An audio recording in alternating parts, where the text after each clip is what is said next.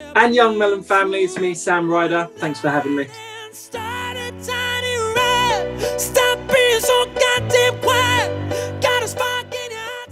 It's mind-blowing. I'm incredibly grateful because Korea seems to be like the first country that's super stoked and getting behind it. Yeah, I have so much love and gratitude for that. I'll never forget it. I would be, basically, I was in this studio for the whole of lockdown here in the UK, and I'd be singing in this corner. And I guess for a while, like that was how I found joy in that situation, just singing. And then having this belief that, you know, things would get better and the sun would rise on that sort of dark time for a lot of people. That was always kind of my mantra throughout lockdown, that the sun's going to rise, and that's kind of where the idea for the EP came from. So songs that would bring about like a positive outlook and some joy and maybe like some comfort for me and maybe hopefully some other people too.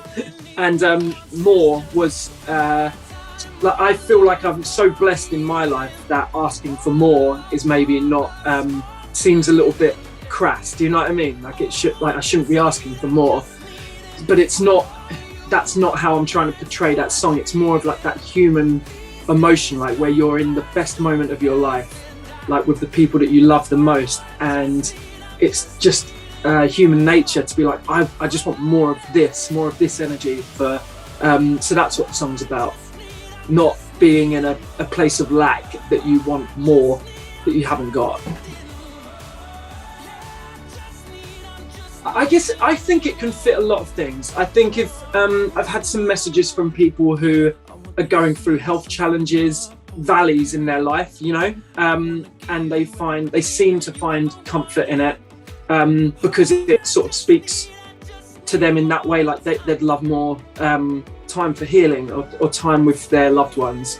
But also I think like I wrote it in a space where I was feeling full at the time. Like when I wrote that song, I wasn't sad, I was happy. So because of that, I would assume that you can listen to it in a happy situation too.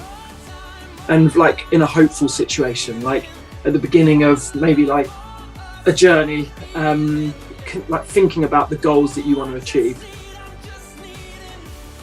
I've been listening a lot to Sam Fender. He's just put a new record out, which is great. I've been listening to Billy Joel a lot since I was born. Iron Maiden, I've been listening a lot to. Evil That Men Do by Iron Maiden. That'd be on my playlist, 100%. Kind of like a chill thing, and So It Goes by Billy Joel. It's one of my favourite like ballads of all time. Let's say Elastic Heart by Sia for a bit of like power. You Can Call Me Al by Paul Simon. You know, the the best song ever.